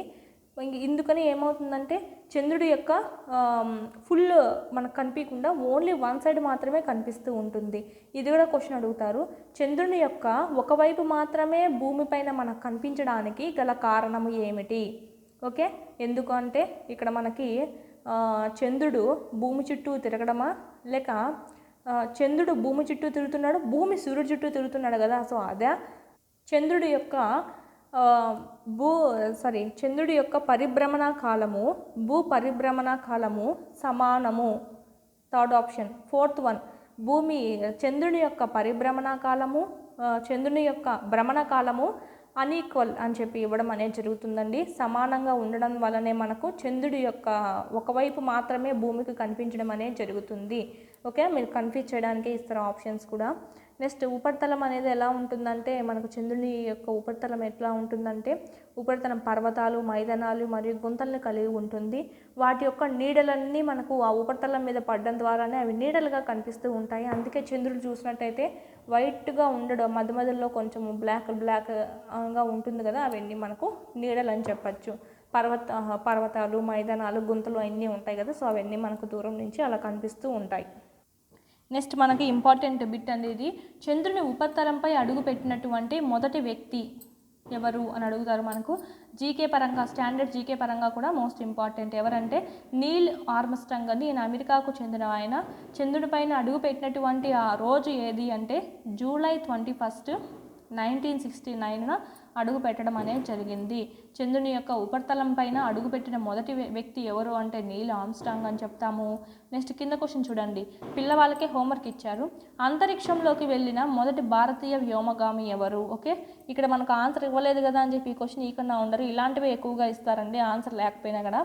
అంతరిక్షంలోకి వెళ్ళినటువంటి మొదటి భారతీయ వ్యోమగామి ఎవరు అంటే రాకేష్ శర్మ. అంతరిక్షంలోకి వెళ్ళినటువంటి వ్యోమగామిలలో ఈయన ఎన్నో వార్డు అంటే 138వ వార్డు. ఇక్కడ మనకు స్పెసిఫిక్గా అడిగాడు కదా, భారతీయ వ్యోమగామి అన్నాడు కాబట్టి భారతదేశానికి చెందిన వాళ్ళల్లో అయితే రాకేష్ శర్మనే మొదటోడు అని చెప్పచ్చు. ఓకే, ఈయన 1984 ఏప్రిల్ 3వ తేదీన సోయజ్ T11 సోయజ్ T11 అనేటువంటి రాకెట్ ద్వారా మనకు అంతరిక్షంలోకి వెళ్ళడం జరిగింది. ఇక్కడ నుంచి అంతరిక్షంలోకి వెళ్ళాలంటే ఒక వెహికల్గా యూజ్ అయ్యేది ఏదంటే రాకెట్ అండి. ఓకే, రాకెట్ పేరేంటి? Soyuz T11. ఆ రాకెట్ యూజ్ చేసుకొని వీళ్ళు అక్కడికి వెళ్ళడం అనేది జరిగింది. ఓకే, దీనికి ఆన్సర్ అయితే రాకేష్ శర్మ. ఇక్కడ మనకు చూడండి, చంద్రయాన్ 1, చంద్రయాన్ 2 గురించి విన్నారు కదా, వాటి గురించి తెలుసుకోవడానికి ప్రయత్నించండి, తరగతిలో చర్చించండి అని ఇచ్చారు. ఇక నెక్స్ట్, మానవ నిర్మిత ఉపగ్రహం, మ్యాన్ మేడ్ శాటిలైట్స్. ఇది కృత్రిమమైనది అంటే ఆర్టిఫిషియల్ అండి. విశ్వము, భూమి గురించి సమాచారం సేకరించడానికి లేదా సమాచార ప్రసారం కొరకు శాస్త్రవేత్తలు ఏం చేస్తారు, దీన్ని రూపొందించడం అనేది జరిగింది. పైన మనకు భూమి గురించి సమాచారం తెలుసుకోవడం, ఇతర గ్రహాలు ఉన్నాయి కదా వాటి గురించి తెలుసుకోవడం, మిగతా ఎక్సెట్రా యూసెస్ కోసం మనం యూజ్ చేస్తాము. రాకెట్ ద్వారా తీసుకెళ్లబడి భూమి యొక్క ఇతర సౌర వస్తువుల చుట్టూ కక్షలో ఉంచబడుతుంది. అంతరిక్షంలో ఉన్న కొన్ని భారతీయ ఉపగ్రహాలు ఏమేమి ఉన్నాయంటే ఇన్సాట్ అండి, IRS, ఎడ్యూసాట్, ఇవన్నీ మన భారతదేశానికి చెందినటువంటి శాటిలైట్స్ మనకు అంతరిక్షంలోకి పంపించినటివి. So most important.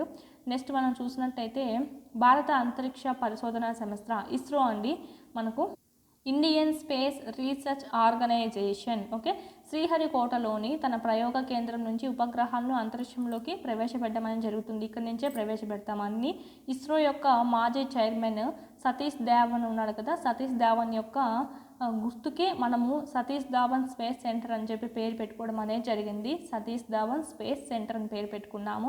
Sriharikota high attitude range, SHAR అండి. ఓకే, షార్ అని కూడా పిలుస్తాం మనము. Sriharikota high altitude range. ఇక్కడ ఆల్టిట్యూడ్ అనేది హైగా ఉంటుందండి, అందుకే మనకు పంపించడానికి దీన్నే యూజ్ చేస్తూ ఉంటాం ప్లేస్. అంటే ఇక్కడ నుంచి పంపిస్తుంటాం, చాలా హై ప్లేస్ అని చెప్పవచ్చు, అందుకనే మనం అక్కడి నుంచి ప్రయోగిస్తూ ఉంటాము. రాకెట్ ప్రయోగం ఏ విధంగా ఉంటుంది, ఏ విధంగా భూమికి చేరుతుంది, ఏ విధంగా ఉపగ్రహం కక్షలోకి ప్రవేశిస్తుంది అనేది మనకి ఇక్కడ పిక్చర్ అనేది ఇవ్వడం జరిగింది. నెక్స్ట్, 24 సెప్టెంబర్ 2014 ఈ లెసన్లో చాలా వరకు బిట్స్ వచ్చాయి. అంగారక గ్రహం అంటే మార్స్ అండి. మార్స్ గ్రహం యొక్క వాతావరణము, స్థల ఆకృతి ఎలా ఉంది అని చెప్పి కనుక్కోవడానికి ఇస్రో ఏం చేస్తుందంటే మంగళయాన్ అనే దాన్ని ప్రారంభించడం అనేది జరిగింది. మార్స్ ఆర్బిటర్ మిషన్ అండి, MOM మార్స్ ఆర్బిటర్ మిషన్. ఇది అంగారక కక్షకు చేరుకుంది. ఇప్పుడు డేట్ కూడా ఇచ్చారు చూడండి, 24 సెప్టెంబర్ 2014. ప్రపంచంలో Soviet space programme, NASA, European space agency తర్వాత ఈ మార్స్ గ్రహాన్ని చేరుకున్నటువంటి 4వ అంతరిక్ష సంస్థగా మన ఇస్రో అనేది బాగా ప్రసిద్ధి చెక్కడం అనేది జరిగింది. నెక్స్ట్ చూద్దాం, మనకి ఇక్కడ గ్రహ శకలాలండి, యాస్ట్రాయిడ్స్ అంటాము. గ్రహాలు, ఉపగ్రహాలు కాకుండా సూర్యుని చుట్టూ తిరిగేటువంటి చిన్న రాతి వస్తువుల్ని కూడా చాలా ఉంటాయి. వీటిల్నే మనము యాస్ట్రాయిడ్స్ అంటాము. ఇవి మనకు చూసినట్టయితే చెప్పాను కదా, మార్స్కి మరియు జూపిటర్కి మధ్యలో తిరుగుతూ ఉంటాయండి. ఓకే, వీటి రెండింటి మధ్య ఈ యాస్ట్రాయిడ్స్ అనేటివి ఉంటాయి. ఈ గ్రహ శకలాలు అంటే ఏంటియో కాదు, శాస్త్రవేత్తలు ఏం చెప్తున్నారంటే చాలా పూర్వకాలం క్రితము గ్రహాలు ఉన్నాయి, ఆ గ్రహాలు పేలిపోతాయి కదా, పేలిపోయిన తర్వాత వాటి భాగాలన్నీ మనకి ఇలా రావడం అనేది జరిగిందని చెప్తున్నారు. వీటినే మనము యాస్ట్రాయిడ్స్ అని అంటాము. నెక్స్ట్ మెటరాయిడ్స్ అండి. మెటరాయిడ్స్ అంటే ఏంటివంటే ఉల్కలు, సూర్యుని చుట్టూ తిరిగేటువంటి చిన్న చిన్న రాళ్ళని ఏమంటామంటే ఉల్కలు అంటాం. ఉల్కలు వేరు, యాస్ట్రాయిడ్స్ వేరు, డిఫరెన్స్ గమనించాలి. కొన్నిసార్లు ఈ ఉల్కలు భూమి దగ్గరకు వచ్చి దానిపై పడిపోతూ ఉంటాయండి. ఈ ప్రక్రియలో ఏమవుతుంది, గాలితో ఘర్షణ చెందుతాయి, అంటే స్పీడ్గా వస్తాయి కదా, గాలితో ఘర్షణ చెంది మంట కూడా రావడం అనేది జరుగుతుంది వేడెక్కి. ఓకే, కొన్ని అయితే కాలిపోతాయి చిన్నవి అయితే, కొన్ని ఏమవుతాయంటే పెద్దగా ఉండేటివి ఆ మంటతో పాటు భూమి మీదకి చేరుతూ ఉంటాయి. అలాగే మంటతో భూమి మీద పడడం ద్వారా భూమికి కూడా ఇది రౌండ్గా మనకి హోల్ అనేది పడిపోవడం అనేది జరుగుతుంది ఆ ప్లేస్లో. ఇక్కడ చూడండి ఇచ్చారు, ఉల్కపాతం భూమిపై పడినప్పుడు గుంతలను సృష్టిస్తుంది అని చెప్పి. ఇక్కడ ఏమడుగుతారంటే సూర్యుని చుట్టూ తిరిగే చిన్న చిన్న రాళ్ళను డాష్ అంటారు, ఏమంటారంటే ఉల్కలు అని అంటాము. నెక్స్ట్ ఈ విధంగా చూసుకున్నట్టయితే పేలినటువంటి గ్రహం యొక్క భాగాలను ఏమంటాము అంటే గ్రహ శకలాలు అని అంటామండి. ఓకే, మోస్ట్ ఇంపార్టెంట్ ఈ రెండు కూడా. తోకచుక్కలు నెక్స్ట్ కామెట్స్ అంటాము. తోకచుక్క అంటే తలా తోకతో కనిపించేటువంటి ఖగోళ వస్తువు. ఓకే, తలా తోకతో కనిపించే ఖగోళ వస్తువుని ఏమంటాము అని ఇస్తారు. తోకచుక్కన, పైన ఇచ్చినటువంటి ఉల్కన, ఓకే, ఇంకా పైన ఇచ్చాను కదా యాస్ట్రాయిడ్స్ అని చెప్తారు. ఆప్షన్స్ అనేటివి ఆప్షన్స్. తోకచుక్క ఇస్ ద రైట్ ఆన్సర్. తల తోకతో కనిపించే ఖగోళ వస్తువుని మనం తోకచుక్క అంటాం. ఇది తల, ఇదంతా తోక. ఓకే, తోకచుక్క యొక్క తల మంచుతో కలిసి ఉండే ఘన కణాలను కలిగి ఉంటుందంట. మరొక పక్క తోక ఏమవుతుందంటే వాయువులతో కలిగి ఉంటుందంట అండి. మనకు ఒక తోకచుక్క చూసినట్టయితే హేలీ తోకచుక్క అండి. ఇది 76 ఇయర్స్కి ఒకసారి కనిపిస్తూ ఉంటుంది. మనకు 1986లో కనిపించింది. నెక్స్ట్ ఇంకా మన 76 ఇయర్స్కి కనిపిస్తుంది కదా, సో మనకి ఇప్పుడు 2061వ సంవత్సరంలో నెక్స్ట్ హేలీ అనేటువంటి తోకచుక్కను చూడబోతాము. ఓకే, నెక్స్ట్ మనకి ఇక్కడ చూసినట్టయితే గెలాక్సీ, దీనే మనం పాలపుంత అని అంటామండి. మనము ఆకాశంలో చూస్తూనే ఉంటాము, రాత్రి సమయంలో తెల్లగా అంటే నక్షత్రాలు ఉంటాయి కానీ పైన మనకు ఏ విధంగా ఉంటుంది అంటే తెల్లగా ఈ విధంగా ఉండడం అనేది జరుగుతుంది. అది ఎప్పుడు వస్తుందంటే అనేక నక్షత్రాల సమూహాలుగా ఏర్పడినప్పుడు మనకి ఈ విధంగా చూడడం అనేది జరుగుతూ ఉంటుంది. కొన్ని కోట్ల నక్షత్రాల సమూహాన్ని డాష్ అంటాము అని ఇస్తారు క్వశ్చన్ అనేది. గెలాక్సీ, కొన్ని కోట్ల నక్షత్రాల సమూహాన్ని డాష్ అంటాము, గెలాక్సీ. గెలాక్సీ అనేది అనేక నక్షత్రాలకు ఉన్నటువంటి పెద్ద సమూహంగా చెప్పచ్చు. మన సౌర కుటుంబం ఈ గెలాక్సీలోనే ఒక భాగంగా ఉందండి. ఇదంతా గెలాక్సీ కదా, దీనిలో ఒక భాగంగానే సౌర కుటుంబం ఉంది. ఈ సౌర కుటుంబంలోనే మనం ఉన్నాము. దీన్నే మనం ఏమంటామంటే పాలపుంత అని కూడా అంటం అయితే జరుగుతుందండి. భారతదేశంలో, ప్రాచీన భారతదేశంలో ఏమంటారంటే ఆకాశంలో చూడడానికి ఎంత బాగుందంటే కాంతి ఒక నదిలా ప్రవహిస్తున్నట్టు ఉంటుంది కాబట్టి దీన్ని ఏమనే వాళ్ళంటే పూర్వకాలంలో ఆకాశగంగా అని కూడా పిలిచేవాళ్ళంట. ఓకే, నెక్స్ట్ మనకు యూనివర్స్ అండి, విశ్వము. విశ్వం అనేది ఏంటంటే కొన్ని కోట్ల గెలాక్సీల సమూహము, కొన్ని కోట్ల నక్షత్రాల సమూహం గెలాక్సీ, కొన్ని గెలాక్సీల సమూహాన్ని మనం ఏమంటామంటే యూనివర్స్, విశ్వము అని అంటామండి. దీని గురించి ఇంకా మనకు ఊహించడం చాలా కష్టము. దీని గురించి ఇంకా మనకు ప్రయోగాలు జరుగుతూనే ఉన్నాయి. ఇంకా మరింత తెలుసుకోవడానికి శాస్త్రవేత్తలు ట్రై చేస్తూనే ఉన్నారు. దీని పరిమాణం ఎంత ఉంటుంది అని చెప్పేది కూడా మనము కరెక్ట్గా చెప్పలేమండి. సో దీని గురించి అయితే మనకేమి ఇవ్వలేదు బుక్లో కూడా. ఓకే, ఇక్కడ మనం చూసుకున్నట్టయితే భూమి అనేది సౌర కుటుంబంలో ఒక భాగం అండి. ఓకే, ఈ సౌర కుటుంబం అనేది పాలపుంతలో భాగము. ఈ పాలపుంత లేదా గెలాక్సీ అనేది విశ్వంలో ఒక భాగము. ఆర్డర్ అనేది కూడా మోస్ట్ ఇంపార్టెంట్. ఇక్కడ మనకు అంతా ఇచ్చారు. సో వీటి నుంచి కంపల్సరీ ఇలా చిన్న చిన్న బిట్స్ అనేటివి దీని నుంచే వస్తుంది. కోట్లాది నక్షత్రాల సమూహాన్ని ఏమంటారు అని ఇస్తారు, గెలాక్సీ. అంగారకుడు బృహస్పతి మధ్య గల గ్రహ శిథిలాలు. కింద వాటిలో మనకి 4 ఆప్షన్స్ ఇవ్వడం జరుగుతుంది. గ్రహ శకలాలు ఇస్ ద రైట్ ఆన్సర్. సూర్యుని చుట్టూ తిరిగే చిన్న చిన్న రాళ్ళను ఏమంటాము, ఉల్కలు. గ్రహాల చుట్టూ తిరిగేటువంటి ఖగోళ వస్తువులను ఏమంటాము, ఉపగ్రహాలు. సూర్యుని చుట్టూ గ్రహాలు తిరిగే మార్గాన్ని ఏమంటాము, కక్ష, ఆర్బిట్స్ అంటాము. నెక్స్ట్ భూమి వంటి ఆకారం, జియోయిడ్ అండి. రాళ్ళు అంటే జియోయిడ్ అంటే ఏంటంటే భూమి వంటి ఆకారం అని అర్థము. శిలావరణం, రాళ్ళు నేలతో కూడిన భూమి యొక్క ఘన బాహ్య పొరనే శిలావరణం అంటాము. భూమిపై గల జల భాగాలను ఏమంటామంటే జలావరణం అంటాము. భూమిపై ఉన్నటువంటి వాయువుల పొరనే వాతావరణం అంటాము. జీవులపై గల మొక్కలు, జంతువులు, ఇతర జీవరాశి నివసించడాన్ని ఏమంటామంటే జీవావరణము. నక్షత్ర రాసులు అండి. నక్షత్రాల యొక్క మోడల్స్, నమూనాస్నే మనము నక్షత్ర రాసులు అని అంటాము. చెప్పుకున్నాం కదా సప్తర్షి అని, సో అలాంటివన్నీ. నెక్స్ట్ నక్షత్రం కంటే గ్రహం ఏ విధంగా భిన్నమైనదని ఇచ్చారు. సో నో నీడ్ మనకి. అంటే మనకి ఇక్కడ ఆన్సర్ ఎలా ఇస్తారంటే నక్షత్రము గ్రహానికి మధ్య తేడా అని ఇచ్చేసి కింద ఏమిస్తారంటే నక్షత్రం స్వయం ప్రకాశమైంది లేదా గ్రహం అనేది స్వయం ప్రకాశమైంది అని చెప్పి ఈ విధంగా ఆన్సర్స్ ఇవ్వడం అనేది జరుగుతుంది. నక్షత్రం అనేది స్వయం ప్రకాశమైంది. నక్షత్రం యొక్క కాంతి గ్రహం మీద పడడం వల్లే మనం గ్రహాన్ని చూడగలుగుతున్నాము. సో వీటి మధ్య భేదం అనేది ఈ విధంగా ఉంటుంది. సౌర కుటుంబం అనగా ఏమి అని ఇస్తారు. ఆన్సర్ ఏంటంటే ఖగోళ వస్తువులన్నీ ఉంటాయి కదా, సో వాటిని మనము కలిసి సౌర కుటుంబం అని అంటాము. అన్ని గ్రహాలపై జీవం ఎందుకు సాధ్యం కాదు? అన్ని గ్రహాలపైన జీవం సాధ్యం కాకపోవడానికి కారణం ఏమిటి అని ఇస్తారు కింద ఆప్షన్స్ అని చెప్పి. భూమిపైన మాత్రమే ఆ ఫెసిలిటీ అనేది ఉంటుంది. సో అందుకనే మనకు సాధ్యం అనేది ఉంటుందండి. సో ఆప్షన్స్ కింది వాటిల్లో అది అయితే రైట్ అవుతుంది. మనం కేవలం చంద్రుడి యొక్క ఒకవైపు మాత్రమే చూడడానికి గల కారణము ఏమిటి అని అడుగుతారు క్వశ్చన్ అనేది. కింద చూసుకున్నట్టయితే చెప్పాను కదా పైన క్వశ్చన్స్ అనేటివి. చంద్రుని యొక్క పరిభ్రమణ కాలము, భ్రమణ కాలము రెండు ఈక్వల్గా ఉండడమే దీనికి కారణము. అందుకే చంద్రుడి యొక్క ఒకవైపు మాత్రమే మనం చూడగలుగుతున్నాము, రెండు వైపులు చూడలేమండి. విశ్వం అంటే ఏమిటి అని ఇస్తారు. విశ్వం అంటే మనం ఇక్కడ కొన్ని గెలాక్సీల సమూహాన్ని విశ్వం అని చెప్తామని మనం పైన చెప్పుకున్నామండి. ఇక్కడ చూసినట్టయితే మనకు లక్షలాది గెలాక్సీల సమూహాన్ని మనం విశ్వం అని చెప్తాం. ఓకే, ఈ విధంగా మనకు చిన్న చిన్న ఈ క్వశ్చన్స్లో కూడా మనకు ఎగ్జామ్స్కి వచ్చే అవకాశం అయితే ఉంటుంది. నెక్స్ట్ చూద్దాము. నెక్స్ట్ ఇంకా మనకి సూర్యుని విపరీతమైన వేడిని విడుదల చేసినప్పటికీ పరిమిత వేడి మాత్రమే మన భూమికి ఎందుకు చేరుతుంది? నేను ఫస్ట్ లెసన్ స్టార్టింగ్లోనే చెప్పాను ఈ విధంగా క్వశ్చన్స్ వస్తాయని చెప్పి. సో ఈ విధంగా చూసినట్టయితే సూర్యుడు భూమికి చాలా దూరంగా ఉన్నాడు. భూమితో పోలిస్తే సూర్యుడు చాలా చిన్నదంట, అందుకనే మనకు వేడి విడుదల కాదు అని చెప్తున్నాడు. నిజానికి భూమి కన్నా సూర్యుడు చాలా పెద్దవాడు. సూర్యుడు భూమికి చాలా దగ్గరగా ఉన్నాడు. దగ్గరగా ఉంటే ఇంకా పడాలి కానీ పడకుండా ఉండదు కదా. సో ఆప్షన్ 1 అండి, సూర్యుడు భూమికి చాలా దూరంగా ఉన్నాడు, అందుకనే తన వేడి ఎక్కువగా చేరదు. ఇక్కడ పరిమిత వేడి అంటే లిమిటెడ్గా మనకు వేడి అనేది చేరుతుంది కదా, దానికి కారణం ఏమిటి అని చెప్పి. అందుకే మనకు విపరీతమైన వేడి విడుదల చేసినప్పటికీ లిమిటెడ్గా ఉన్నటువంటి మనకు వేడి మాత్రమే తగులుతుంది, ఎందుకంటే దూరంగా ఉన్నాడు కాబట్టి. నెక్స్ట్ భూమికి కవల గ్రహం, ఎర్త్ ట్విన్గా పిలువబడేటువంటి గ్రహం ఏది? శుక్రుడు అండి. ఎందుకంటే పరిమాణంలోనూ అంతా మనకు దగ్గర పోలికలు ఉంటాయి కాబట్టి. సూర్యుని 3వ సమీప గ్రహం ఏది? భూమి. మెర్క్యూరీ, వీనస్, ఎర్త్ ఉంటుంది. అన్ని గ్రహాలు సూర్యుని చుట్టూ ఇటువంటి కక్షలో తిరుగుతాయి. అన్ని గ్రహాలు సూర్యుని చుట్టూ ఏ కక్షలో తిరుగుతాయి అంటే వృత్తాకార కక్ష అంటే ఇది అండి, దీర్ఘచతురస్రం అంటే ఇది, పొడిగించబడిన వృత్తాకార కక్ష అంటే ఇది ఓవెల్ షేప్ లాగా ఉంటుంది ఇది.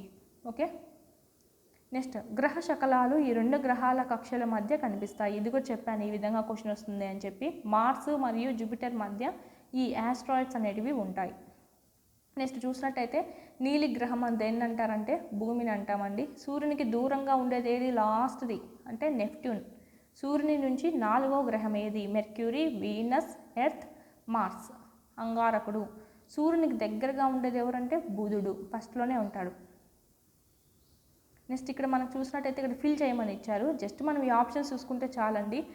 కోట్లాది నక్షత్రాల సమూహాన్ని ఏమంటామంటే గెలాక్సీ. కోట్లాది గెలాక్సీల సమూహాన్ని యూనివర్స్ అంటాం. ఓకే, నెక్స్ట్ భూమి యొక్క సహజ ఉపగ్రహం చంద్రుడు.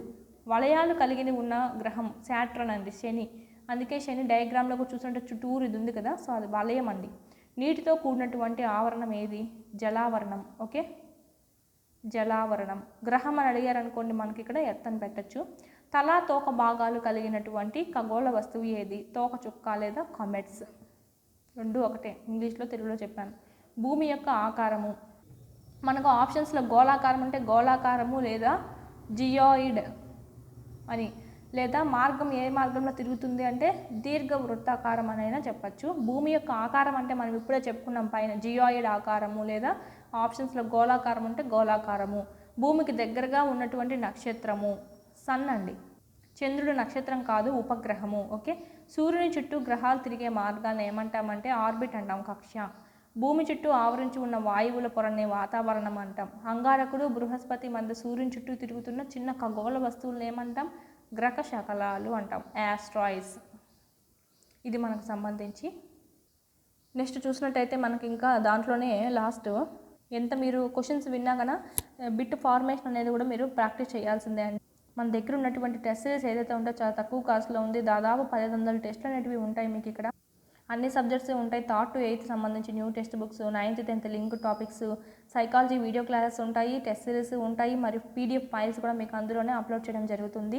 విద్యా దృక్పథాల టెస్ట్ సిరీస్ వీలుంటే పీడిఎఫ్ కూడా మీకు అప్లోడ్ చేయడం జరుగుతుందండి. Methodology, current affairs, try methods అన్నీ మీకు ఇక్కడ జస్ట్ మీకు 999 రూపీస్తోనే అందివ్వడం అనేది జరుగుతుంది. కంపల్సరీ ఈ అవకాశాన్ని వినియోగించుకోండి. ఈ క్లాస్ విన్న వెంటనే మీకు ఇక్కడ క్లాసెస్ వినండి, అక్కడికి వెళ్ళి టెస్ట్ సిరీస్ అనేటివి ప్రాక్టీస్ చేసుకుంటూ ఉండండి. ఇన్ టైంలో సిలబస్ అనేది కంప్లీట్ అవుతుందండి.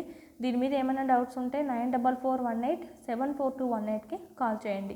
వీటికి సంబంధించి ముందు క్లాసెస్ ఉన్నాయి కదా, ఫ్రీ వీడియో క్లాసెస్ అన్ని లింక్ అనేది మీకు కింద ఇచ్చాను. ఆ వెబ్సైట్లోకి వెళ్ళి మీరు అక్కడ అన్నీ ఒకే తాను ఉంటాయి, ఒకే తాను మీరు ఓపెన్ చేసుకొని చూస్తూ ఉండొచ్చు. ఇప్పుడు మనం చూసినట్టయితే దీనికి సంబంధించి బిట్ చూసినట్టయితే ఈ శుక్రుడు, ఇంద్రుడు మాత్రం మనకు క్లాక్ వైజ్లో తిరుగుతాడండి, సవ్య దిశలో తిరుగుతాడు. మిగతా అన్ని గ్రహాలు యాంటీ క్లాక్ వైజ్ తిరుగుతాయి. క్లాక్ వైజ్ అంటే ఏంటంటే, క్లాక్ అంటే ఏంటంటే గడియారము. గడియారం ఎలా తిరుగుతుంది? ఈ విధంగా తిరుగుతుంది, ఇట్లాగా. ఓకే. దీన్ని మనం క్లాక్ వైజ్ అంటాం. యాంటీ క్లాక్ వైజ్ అంటే ఈ విధంగా తిరగడము, బ్యాక్ నుంచి. ఓకే. ఇది మనకు శుక్రుడు, ఇంద్రుడు మాత్రమే మనకు సవ్య దిశలో తిరుగుతాడండి. అంటే మనకు తన చుట్టూ తాను తిరుగుతాడు కదా, సో ఇలా తిరుగుతాడు, ఇలా తిరుగుకుంటూ ఉంటాడు, తన చుట్టూ తాను తిరగడము. కానీ ఈ మిగతా గ్రహాలన్నీ ఏ విధంగా తిరుగుతాయి అంటే యాంటీ క్లాక్ వైజ్ తిరుగుతాయండి. ఈ విధంగా తిరుగుకుంటూ ఉండడం అనేది జరుగుతుంది. మిగతావన్నీ మనకు వెస్ట్ టు ఈస్ట్ తిరిగితే ఇవి మాత్రం మనకు ఈస్ట్ టు వెస్ట్ అనేది మనకు తిరుగుతుంది. ఇదే క్లాక్ వైజ్ అంటామండి. ఈస్ట్ నుంచి వెస్ట్కు తిరిగితే, అంటే మనకి ఇక్కడ వెస్ట్ ఈస్ట్ అనుకోండి, ఈస్ట్ నుంచి వెస్ట్కు తిరగడాన్ని మనము క్లాక్ వైజ్ అంటే వెస్ట్ టు ఈస్ట్ అయితే ఏమవుతుందంటే యాంటీ క్లాక్ వైజ్ అనేది అవుతుంది. ఓకే. ఇది వెస్ట్ టు ఈస్ట్ అని. ఇంకో విషయం ఏంటంటే ఇక్కడ మనకు శుక్రుడు ఉన్నాడు కదా, శుక్రుడినే మనం ఏమంటామంటే సంధ్యాతార అని అంటామండి. సంధ్యాతార లేదా ఉదయ తార అని అంటాం. ఎందుకంటే సూర్యుడికి దగ్గరగా ఉంటాడు కదా, సో అత్యంత వేడిని కలిగి ఉంటాడండి ఈ శుక్రుడు అనేవాడు. ఇక్కడ దీన్నే మనకు రాత్రుల్లో కూడా బాగా ప్రకాశవంతంగా కనిపించడం అనేది జరుగుతుంది. సంధ్యాతార లేదా ఉదయ తార అని పిలుస్తాము. ఇది మనకు చెప్పాము, శుక్రుడికి ఉపగ్రహాలు అనేటివి ఎలాంటివి లేవండి. ఇది మనకు సంబంధించి ఇంకొకటి ఇక్కడ చూసినట్టయితే శ్రీహరికోట రాకెట్ లాంచింగ్ స్టేషన్ ఎక్కడ ఉంది అంటే మనకు శ్రీ పొట్టి శ్రీరాములు నెల్లూరు జిల్లాలో ఉండడం అనేది జరిగింది. According to new text books మనకి జిల్లాల పేర్లు అక్కడక్కడ మారుతూ ఉంటాయి. సో అందుకోసమనే మనం 2023దే చదువుకోవాలి. ఎందుకంటే కొత్త జిల్లాల పరంగా మనకి ఇది ఇచ్చారు. 2022 అయితే ఓల్డ్ డిస్ట్రిక్ట్స్ గురించే ఉంది కాబట్టి సో 2023 చూసుకోవాలి. అక్కడక్కడ మారుంటుంది అంతేగాని లెసన్ అంతా ఏం మారదండి. దీంతో మనకు ఫస్ట్ లెసన్ అనేది కంప్లీట్ అవుతుంది. సెకండ్ లెసన్ గ్లోబ్ భూమికి నమూనా. దీన్ని మనం నెక్స్ట్ వీడియోలో చూద్దాము. కంపల్సరీ టెస్ట్ సిరీస్ ఏదైతే ఉందో అది పర్చేజ్ చేసుకొని చాలా యూస్ఫుల్ అవుతుంది. టెస్ట్లు ప్రాక్టీస్ చేసుకోండి. క్లాస్ వైజ్ ఉంటాయి, దాంట్లోనే మీకు లెసన్ వైజ్ ఉంటాయి కాబట్టి చాలా యూజ్ అవుతుంది. లెసన్ అయిపోయిన వెంటనే అక్కడ మీరు ప్రాక్టీస్ చేసుకోవచ్చు. Line to line bit cover అయ్యే విధంగా ఇంకా బిట్స్ యాడ్ చేయడం అనేది జరుగుతుందండి. ఇప్పుడు ఉండేటువంటి టెస్ట్లే కాకుండా ఇంకా యాడ్ చేయడం జరుగుతుంది డైలీ. కంపల్సరీ పర్చేజ్ చేసుకోండి. దీని గురించి ఏమైనా డౌట్స్ ఉంటే మనల్ని కాంటాక్ట్ అవ్వచ్చు. వీడియో నచ్చినట్లయితే లైక్ చేసి మీ ఫ్రెండ్స్కి కూడా షేర్ చేయండి.